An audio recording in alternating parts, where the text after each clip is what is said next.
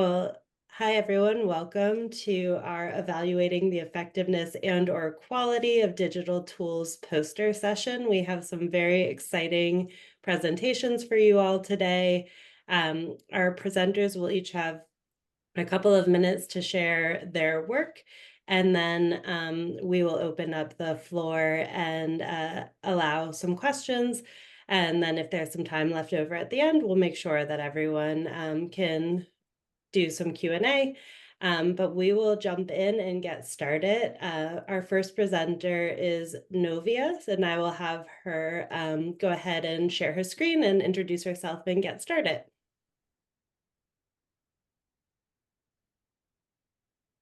Hi everyone. Hopefully you can see the poster all right. So Bruna, who is also in this session right here, and several of other co-authors and colleagues that we have at University of California in Irvine and University of Utah, did a survey with cisgender men on their perceptions and usage of digital mental well-being tools. So, typically speaking, when we're doing digital mental well-being studies, male research participants are traditionally very difficult to reach. And because of that, we have found that we have a limited understanding of how and if they use technologies at all to manage their mental well-being. So what we did was we did a survey with 124 participants who self-identify as cisgender males, and who lived in the United States. And we asked them questions about their current usage of technologies to support their mental well-being, as well as what factors act as barriers for them to access the mental well-being technologies, or what factors affected them to choose to use specific technologies, and also the type of technologies that they use for managing their mental well-being. So what we found was that we didn't actually see any demographic effect. However, we did see that there was a significant association between self-rated struggling state. So these are folks who rated themselves as I'm struggling mentally, and then their likelihood to seek out digital mental well-being tools. And then two other key things that I wanted to highlight were that one, participants ranked the perceived usefulness of the tools as one of the top influencing factors for both incentive and the barriers of using mental well-being tools. And then in terms of the current technologies that they're using to support their well-being, it seems like entertainment-focused technologies like music apps, video games, podcasts were one of the top ones.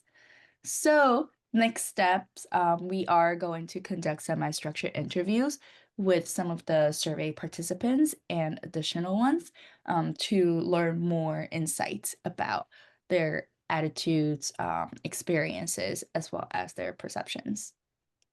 I think that's the time I have. Happy to chat more. Thank you so much, Novia. Any questions for Novia?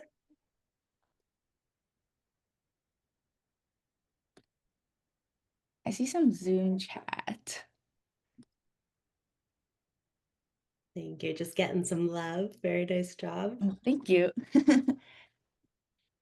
Novia, I'm curious, you mentioned that you plan on doing some semi-structured interviews next. Do you have a sense of what you're hoping to sort of dig deeper into to really better understand this?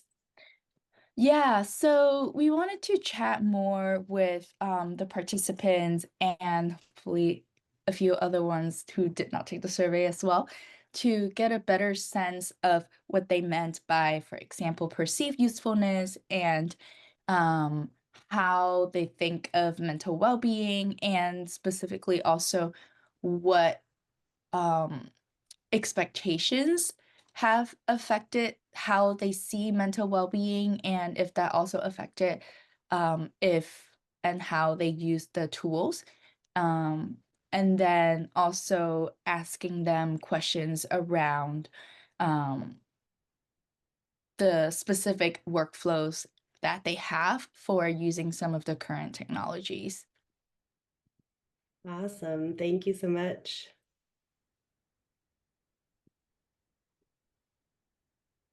So next up, we will have Kumal share her screen and jump in. Awesome. Thank you. All righty.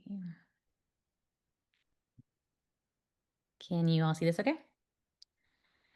All righty. Hi, everyone. I'm Komal. I'm a researcher at Modern Health. We're a mental health company that provides various services to people through employers, such as therapy, coaching, self-guided content, all in a really great virtual platform. So at Modern Health, we have an in-house research team, and today I'm going to share some findings from a recent study that we did with some users of our platform. So we examined two concepts that are often overlooked in mental health care: mental health literacy, or how well someone understands mental health, and patient activation, how engaged someone is in managing their health. Why? Because both of these concepts are pretty strongly linked to mental health outcomes and care engagement. So we had two main questions in this study. How are literacy and activation related to mental health conditions like depression and anxiety? And can our platform actually help improve literacy and activation over time, especially for people starting at lower levels? So this was an observational study with 950 users who took surveys when they first joined the platform and then again 3 months later. For our analyses, we split people into high and low groups based on their starting levels of literacy and activation using median splits. What did we find? So, first, we found that people with lower literacy or activation at baseline were significantly more likely to screen positive for depression or anxiety. That's what you're seeing in this diagram here. In reverse, that basically means that people with higher literacy or higher activation at baseline had a lower risk for depression or anxiety. Then, looking at those who started low in either domain, we saw significant improvements in both literacy and activation after just 3 months of using the platform. That's what you're seeing in that center graph right here. So, overall, digital mental health platforms like ours can really help people understand their mental health and empower them to take charge of their care, which, based on that association that we saw between these variables and mental health outcomes, can be an important pathway to long-term mental health outcomes. Thank you. Thank you so much. Questions, please feel free to come off mute or type them in the chat.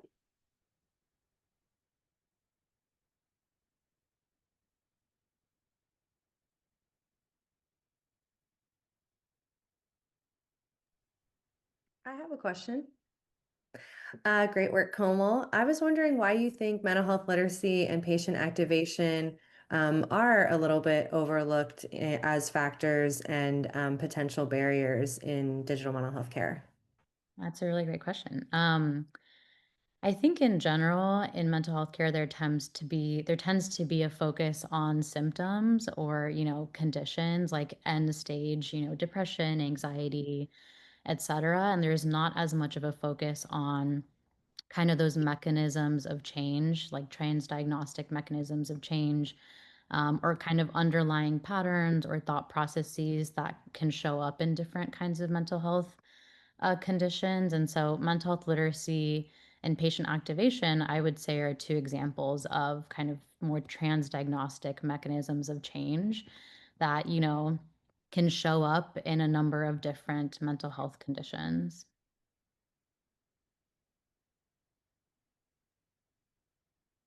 Thank you so much. I see that there's another question in the chat. How do you operationally define patient activation? That's a great question. So patient activation operationally, so what we did is we used the patient, I think it's the PAM-MH, Patient Activation Measure for Mental Health. That's the scale that we used. Yeah, I can see another question around this. Great question. So in those surveys that our participants took at baseline and then again at 3 months, we had two scales. The first was for patient activation. It's called the Patient Activation Measure for Mental Health. That's a standardized scale that essentially measures a person's activation in a lot of different domains. So there's different constructs We chose to zoom in on, or I think actually, never mind. For patient activation, it has, I think, 4 different categories for a person's activation level. So the first category is like not really activated. The second category is like thinking about activation. I can't remember the exact categories, but patient activation is essentially measured by this scale. Mental health literacy is also measured by a scale. It's the MHLS, the mental health literacy scale. For our study specifically, we chose 2 of the constructs because it's a pretty lengthy scale, about 35 items. So we chose to focus on 2 specific constructs there. Thank you so much. Lovely presentation. For Thank the you. sake of time, we will move on next to Riyadh.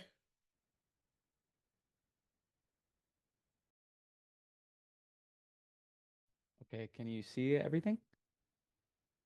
Great. Hi, I'm Riyadh from the Mass Lab at the University of Windsor. My PI or research supervisor is Dr. Alexander Deros, a professor at the university. Thank you for stopping by my poster. Substance use disorders often have co-occurring mental health issues and significant barriers to treatment. While standard in-person dialectical behavioral therapy, or DBT, has been found to be effective in treating these disorders, very few adaptations allow it to be delivered in an online self-guided format. This poster investigates the use of self-guided internet-delivered DBT, also called IDBT, for substance use disorders.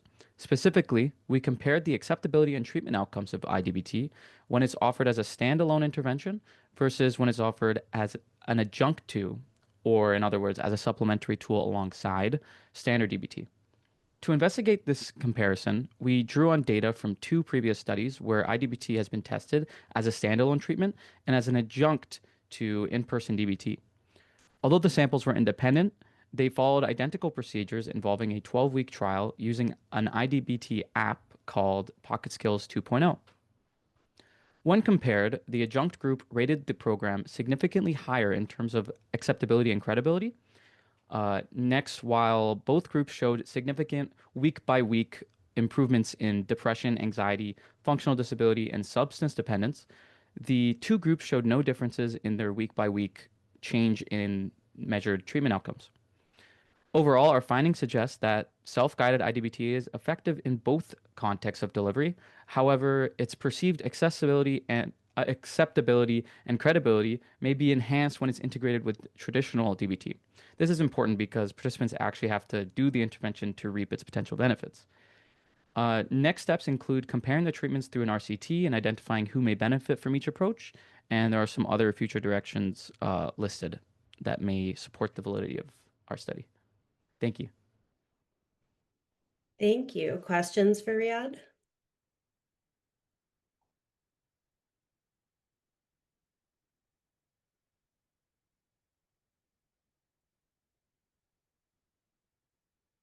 Can you talk a little bit more about the implications of this finding? And yeah, so sort of there's no differences. So do you think that this personally type of treatment can be used to as a alternative for the traditional one? Okay, so while there are no differences in our study, we only implemented Pocket Skills 2.0, which is just like one type of IDBT intervention. So there are many being developed. Our lab is actually developing a new one. So I can't make like conclusive statements on whether standalone is equivalent to adjunct for all IDBT. For Pocket Skills, that seems to be what we're suggesting. I think in order to make that an actual claim, we'd have to probably do like a review of many different IDBT interventions and compare RCTs between standalone and adjunct implementations. So to answer your question for this study slash poster, it's more of like it's beginning that question and kind of giving some evidence that may provide incentive to further research the differences between standalone and adjunct for our IDBT implementation. I can read the question. Were there any noticeable differences between the demographics of the standalone and adjunct samples? No. There were actually no differences in the demographics or like significant differences. Thank you for the question. Thank you so much, Riyadh. Thank you. Up next, we have Sana. Hi, everyone.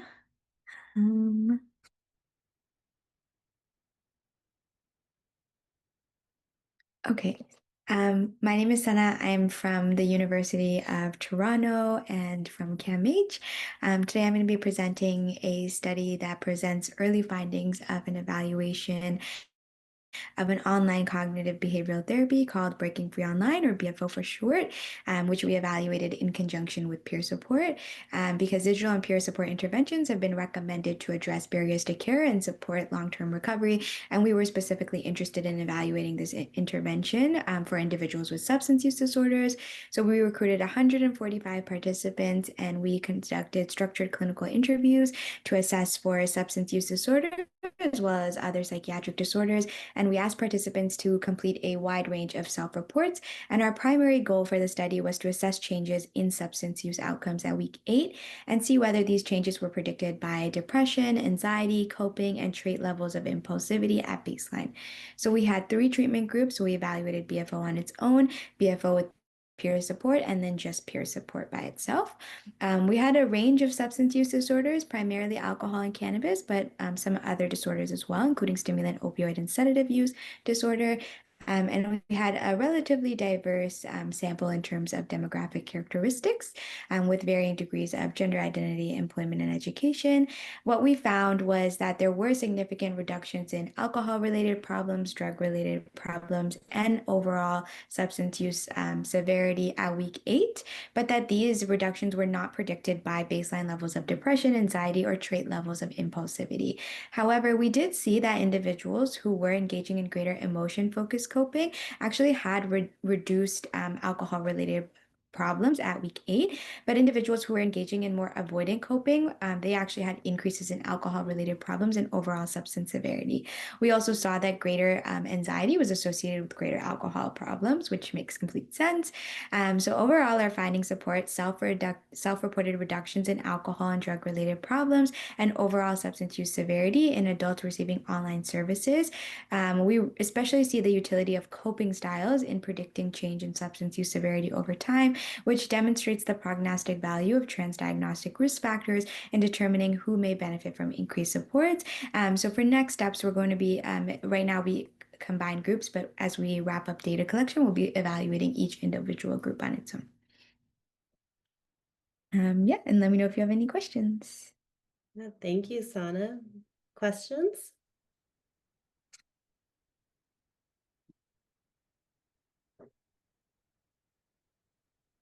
So you mentioned there are 3 different type of intervention, right? And Mhm. so which type is better? You probably Yeah. mentioned about that, but No, I didn't. So we were still in the process of data collection. So right now we looked across groups because we didn't have enough power, but we will be kind of evaluating each group independently as we wrap up data collection. Yeah. So we haven't determined that yet.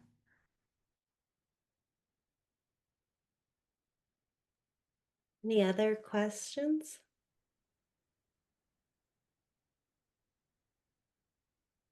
Well, thank you so much, Sana. Thank you, everyone. Up next, we have Iwanalawu. I'm sorry if I mispronounced your name. Oh.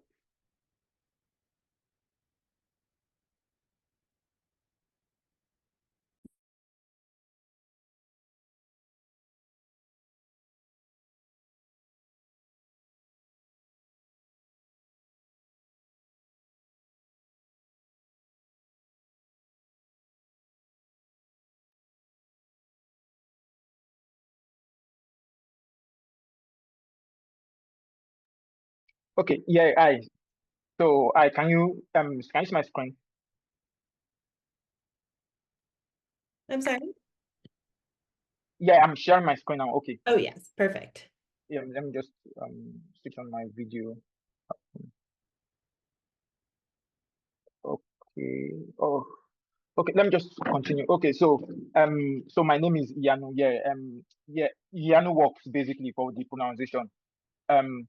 So I'm a software and AI engineer, and what my the poster is about is okay. So the problem is there's social media, excessive use of social media basically, and then there's like a lot of conversations on social media and on like research papers talking about the problem itself and then the solution basically, or yeah, if there's going to be solution in itself, and how to go about the solution in itself. So because it is digital, so because of that, now some of the problems include loneliness, depression, anxiety basically. Now, so the more you use, so based on some of the, so I did a literature synthesis basically. So some of it is the more you use, the worse it gets for you basically. Then and then now there's like a back and forth, or like a vast an opposite. So if you stop using it, you get better with your well-being basically. So and at the same time, social media is important. So career-wise, etc. So now the problem is how do you balance the two basically. So now, so basically, is reducing overall time is effective, but it doesn't explain the psychological process about it. Basically, now the key is in the nature of the usage. Now, so there's passive scrolling and then active consumption in the sense that let's say you send like a DM, so like on Twitter you send a DM, it doesn't affect you. But the problem with passive scrolling is it encourages envy because you use Instagram for example. Now you're comparing yourself with another person. So yeah, that's the real problem. So it is in the passive scrolling, not the active consumption of it. So now what I did is build a Chrome extension. So it's an AI-based Chrome extension that disrupts the passive consumption of the passive scrolling. So while you're browsing the internet, so there's a modder. So like a Chrome extension, so there's a modder. So the modder encourages you. So there's a drop a pause that you need to. It generates a games, different types of games. So it generates, so there are vocabulary games, math games. So it generates those games. Now you need to pass those games before you continue using social media. So it is not just closing the tab, because many times when you try to close the tab, people just uninstall the Chrome extension because they get tired of it basically. So what you need is like a pause, and then you move to the next stage, and then you continue using the internet basically. So there's the active mindfulness of it basically.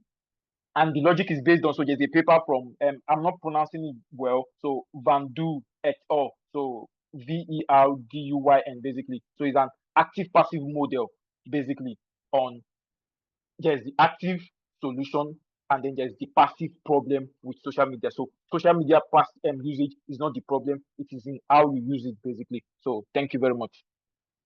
So if there are any questions.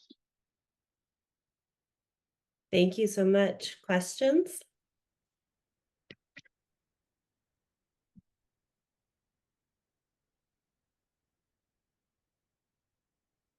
I'm curious if you have any thoughts on whether the content of the prompt from AI matters in terms of outcomes, and could just say more about what the AI sort of did to disrupt. Oh, okay. Okay, so I've not done the test of the quality of the games. So they are games basically, like vocabulary games basically, or mathematical games basically. So mathematics games like 2 plus 2 is 4, but it's not just 2 plus 2 is 4, it's more complex than 2 plus 2, but it's something anybody can use basically. So it works and is generated from the LLM. Like, so I use Gemini from Google basically. So, and since it is a game, it is not like a problem in the sense of, so it's not a problem, like people already play games basically, and you also already try to practice, say for example, vocabularies. So vocabularies like, okay, because there's already Duolingo for example now, where you're trying to learn a language. So there's the benefits while using it. So the benefit is in you are growing your vocabularies, for example. So it's not a problem in that sense because you are actually benefiting outside of the social media overuse on its own. Yes, so. Thank you. And I also see a question in the chat about how can we promote healthy use of social media? Oh, okay. So, okay, yeah, okay. It's more of it's more of advocacy basically. So it's more of you can't stop it. Like there are benefits. Like okay, for example, now I found out about like this event by social media. So and it helps my career. Like, it advances my career basically. So you don't stop it. It's more of you encourage active mindfulness basically. So it's more of advocacy and encouraging how to use it well. So it's the same thing that is happening with AI where there's AI literacy basically. So you won't say stop using AI. You need to use it because it's important career wise.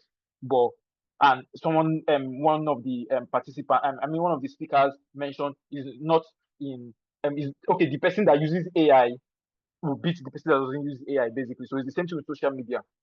So but is in how to use it basically for career growth.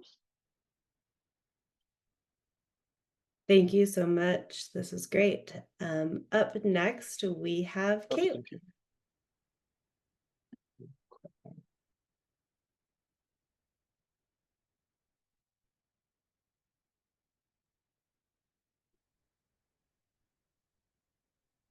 Hi, everyone. I'm Caitlin Shepard. I'm the Clinical Research Director at Within Health. And just quick disclosures, myself and Hannah Wolf, co-author, are both employees of Within Health.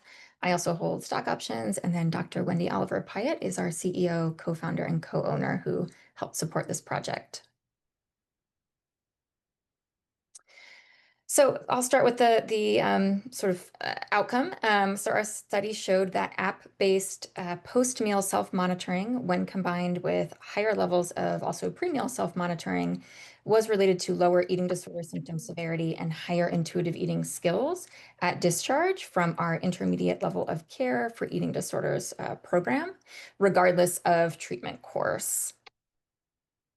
So to kind of quickly walk through that, this study was based on a retrospective chart review. So we used data from 203 patients in a remote PHP IOP for eating disorders.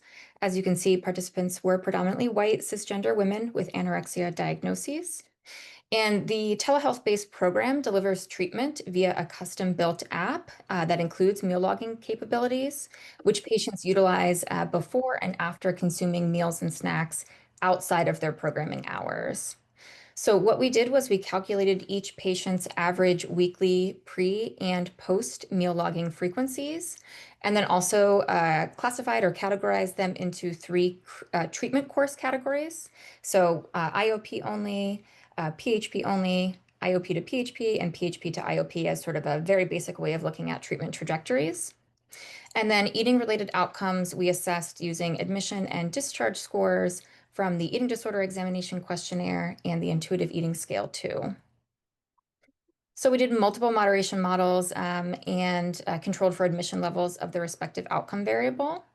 So what we found was that neither post nor pre-meal logging alone, nor the interaction with that treatment course variable were significant for either outcome variable. However, pre-meal logging was a significant moderator with the negative relationship between post-meal logging and discharge eating disorder symptom severity, and then the positive association with intuitive eating skills being stronger when there was also higher pre-meal logging frequency. So limitations, of course, this observational study offers some real-world relevance, but limits our causal conclusions. And we know that there may be confounders, including treatment course and duration variability and shifting logging expectations throughout treatment.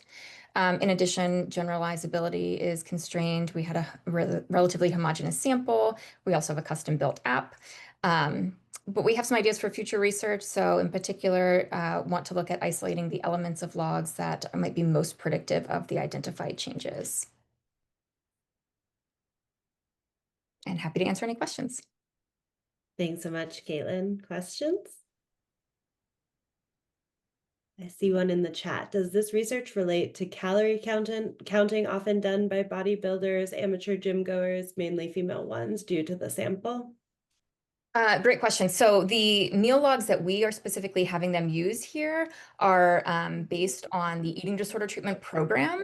And so they're not asking people to count calories or amounts of food or anything like that. They're taking a cognitive behavioral and intuitive eating approach. So they're asking people to sort of generally indicate what they ate, but then the log includes things around like what kinds of emotions or thoughts they were having before the meal as well as after the meal, if they engaged in any sort of eating disordered behaviors, things like that. So it's trying to actually sort of move them away from that kind of diet-focused mentality.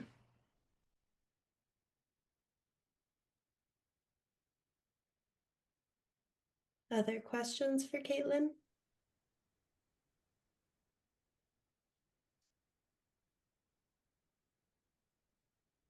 Awesome. Well, thank you so much. Thank you. Up next, we have Thomas.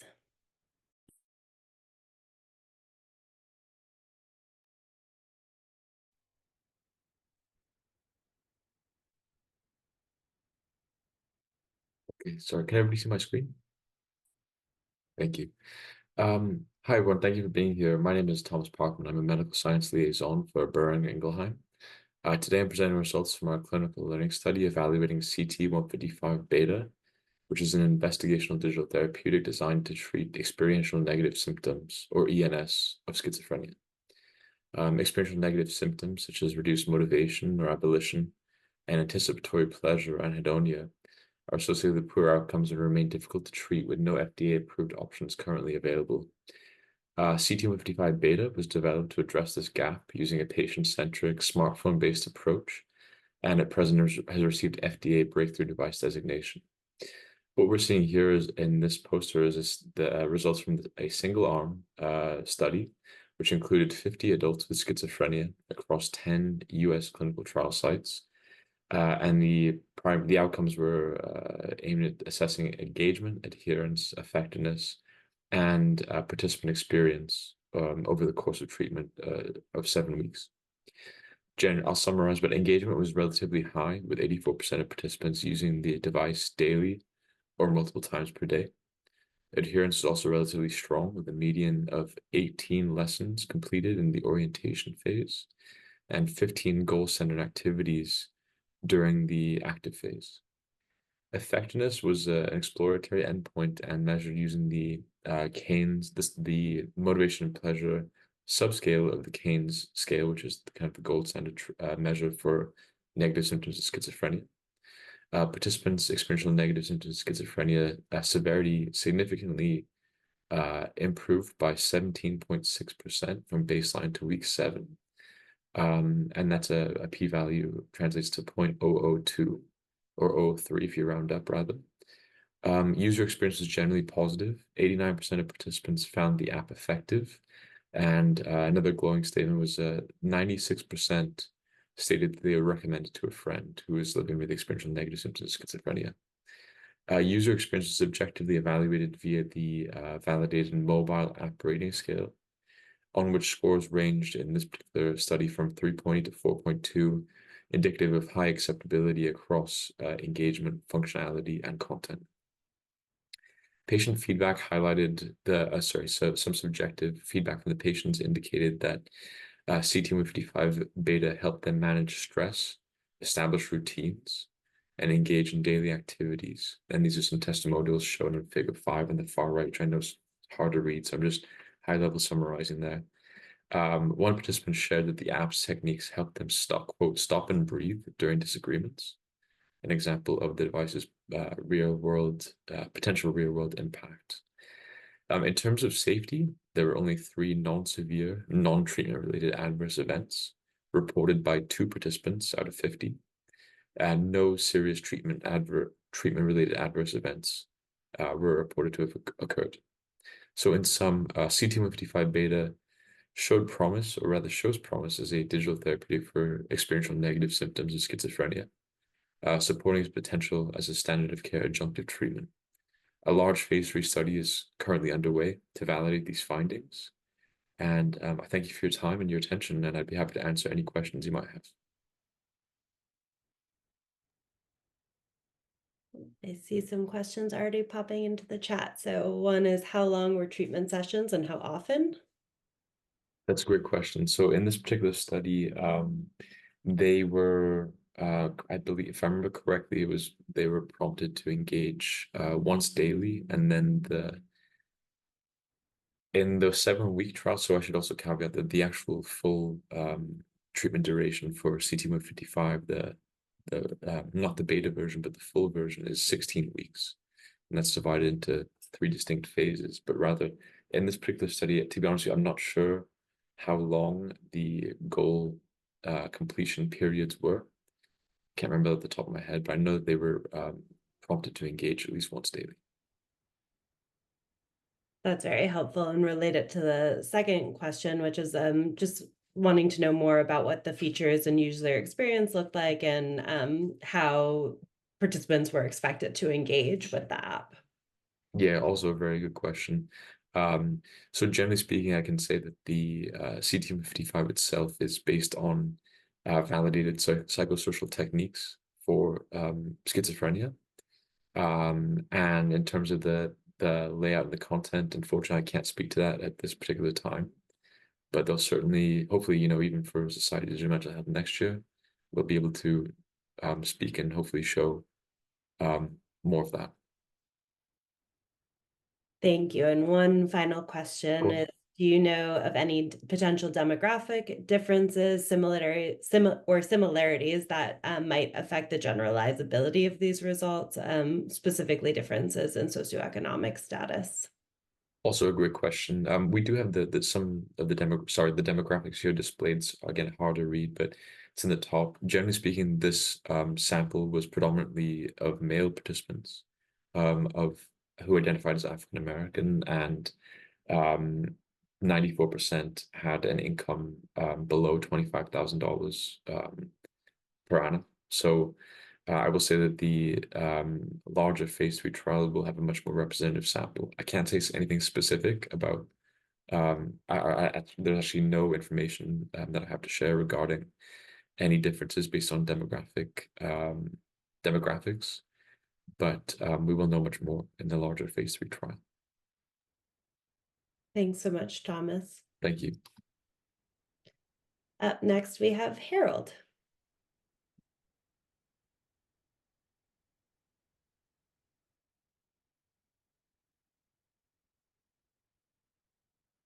It looks like they may not be here. Well, in light of that, I'd love to open it up for a few moments to anyone who has questions for any of our wonderful speakers.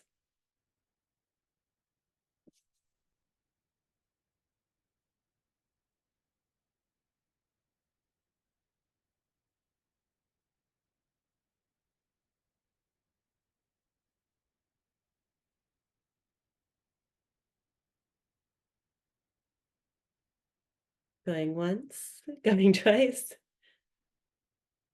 Well, if there are no additional questions, I just wanted to take a moment to thank all of our wonderful speakers today. It's so neat to see the evolution of this space and how far we've come and starting to really understand for whom and when and what techniques are working for folks. Cool to see all the mechanistic work happening.